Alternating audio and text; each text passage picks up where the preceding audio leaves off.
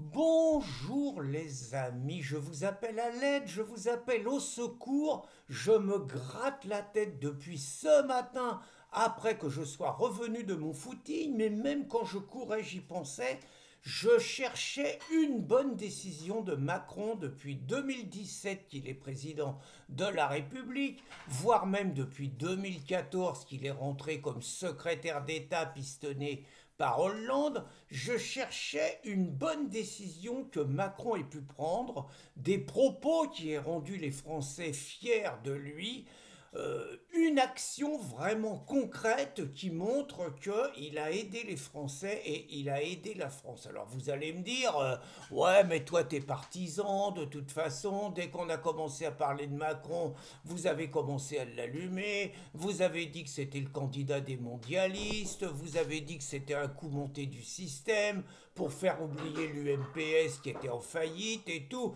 vous l'avez jamais aimé. C'est vrai, mais par ailleurs, je crois faire partie des gens objectifs. Et quand un ennemi fait une chose bien, je crois faire partie des rares gens qui disent, bah là, il a été bon. Quitte à expliquer qu'il a été bon pour des raisons qui sont mauvaises, ça c'est autre chose, hein.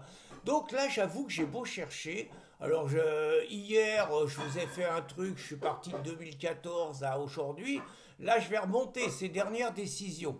Bon, la reconnaissance de la Palestine. Est-ce que franchement, ça vous rend fier que la France, hein, par Macron interposé, reconnaisse un pays de terroristes, un pays d'islamistes, un pays où les enfants dès l'âge de 2 ans apprennent à haïr du juif, un pays où toutes les femmes sont voilées, un pays où on massacre les juifs. Enfin, très franchement, est-ce qu'il y a de quoi être fier, de respecter finalement, de récompenser les terroristes qui ont tué plus de 1000 juifs, même si c'était des juifs de gauche par ailleurs pour la plupart, qui ont tué plus de 1000 juifs le 7 octobre 2023. Très franchement, il n'y a pas de quoi être fier, il y a de quoi avoir honte. Il y a de quoi avoir honte et on n'est pas dupe, on sait très bien que c'est pour caresser dans le sens du poil la rue musulmane, l'électorat musulman et le disputer à Mélenchon pour les prochaines échéances. Donc là, vraiment, il n'y a pas de quoi être fier. Est-ce qu'il y a de quoi être fier que Macron ait fait de la France le fer de lance de la lutte contre la Russie, au service d'une Ukraine totalement mafieuse, d'une Ukraine où le nazisme n'est pas énormément combattu, c'est le moins qu'on puisse dire, et donc au service des mondialistes qui n'ont qu'un objectif, c'est empêcher un rapprochement entre l'Europe et la Russie pour faire finalement de l'Europe de Brest à Vladivostok une puissance qui puisse concurrencer les États-Unis et s'affirmer dans le monde. Eh bien Macron non seulement a pris la tête de on va dire, des bellicistes contre la Russie, ce faisant, il nous met en danger, ce faisant, il ruine davantage la France, ce faisant, il affaiblit l'armée française en dépeçant quelque part notre arsenal, nos armes, nos tanks et tout pour les livrer aux Ukrainiens. Donc là encore, il ne se comporte pas en ami de la France. La France n'a aucun intérêt dans ce conflit. Il se comporte comme quelqu'un qui enfonce la France, ni plus ni moins. Alors après, je suis prêt à chercher d'autres choses, hein. Est-ce que pendant le Covid, il a aidé la France en mettant 600 millions sur 600 milliards sur oui, 600 milliards sur la table, soi-disant quoi qu'il en coûte, quand finalement il a arrêté l'activité du pays, quand finalement il a confiné les gens, quand finalement il a provoqué les non-vaccinés en disant qu'il allait se faire un plaisir à les emmerder, quand il a imposé le pass sanitaire, quand il a contraint les jeunes sportifs à se vacciner, quand il a contraint des millions de salariés à se vacciner, quand il a privé l'hôpital de milliers de soignants qui n'ont eu aucun droit. Est-ce que très franchement il a aidé la France? Est-ce qu'il a aidé les Français? Aujourd'hui on voit le résultat, c'est que depuis la venue de Macron, la dette a augmenté de 1300 milliards. Quand il continue à aider la presse, quand il continue à creuser le déficit avec les conneries des colos, là, la transition énergétique qui nous coûte les yeux de la tête, quand il continue à alimenter des officines d'État qui nous servent absolument à rien, quand il continue à nous imposer une immigration qui ruine le pays, quand il continue à nous dire que l'islam est une religion d'amour et de paix. Est-ce qu'il aide la France? Est-ce qu'il aide la France en la ruinant? Bah non, il est en train complètement d'hypothéquer l'avenir du pays et surtout son indépendance. Il est en train de nous coller carrément dans les pattes des mondialistes, des financiers, de ceux qui vont mettre la France sous tutelle. Donc c'est une véritable trahison. On continue.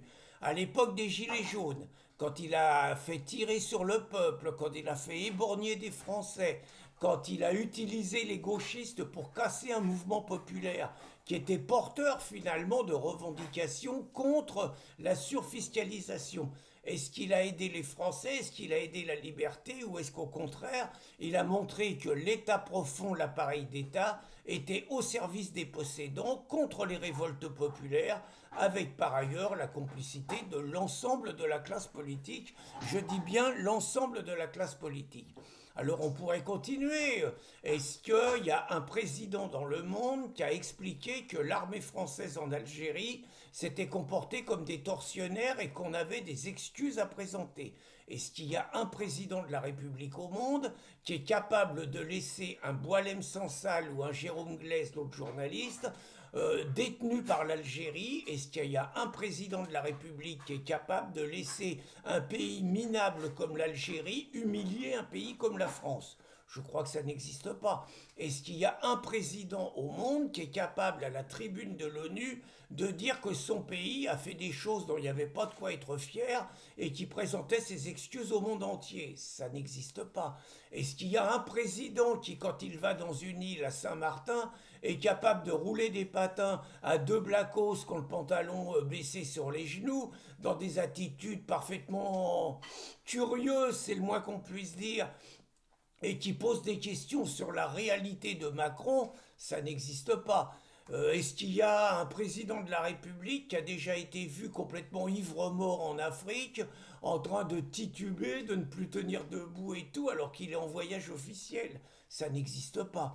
Et enfin, est-ce qu'il y a un président de la République qui a déjà fermé une centrale nucléaire indispensable à la France, comme il l'a fait, mettant en l'air quelque part nos énergies, nos réserves et tout, pour après finalement faire volte-face, faire machine arrière, mais en attendant ça fait le prix de l'énergie électrique qui a été multiplié par 2 depuis 3 ans. Ça n'existe pas non plus. Il n'y a qu'en France qu'on peut avoir un président de la République qui joue contre son camp.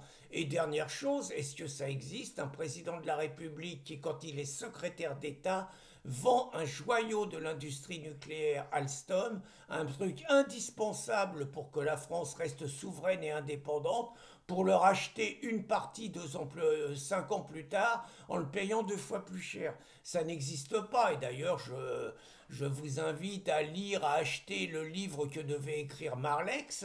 Hein, moi, je l'ai, je me le suis procuré, je l'ai gardé sous le coude et je vais l'étudier de près. Mais donc, pour voir que nous sommes dirigés par quelqu'un, par un traître. Alors, certains diront, et à juste titre, que Macron est bon, parce qu'il n'a pas été mis en place pour aider la France, c'est pour sauver les Français. Il a été mis en place, au contraire, pour enfoncer la France, pour détruire le pays et pour en faire quelque part un maillon d'un pays, d'une planète mondialiste dirigée par les élites mondialisées. Donc, s'il a été mis en place pour cela, il faut reconnaître que Macron fait parfaitement son boulot. Par ailleurs, et je vous demande, si vous me trouvez dans tout ce que je vous ai dit, vous allez peut-être me dire que je fais preuve de parti pris, c'est possible. Si vous me trouvez une décision de Macron qui est bonne pour la France et pour les Français, je vous en supplie, mettez-la dans les commentaires, ça sera publié, parce que j'entends dans cette vidéo quotidienne qu'il demeure une certaine objectivité et une information traitée avec impartialité. Bonne journée les amis!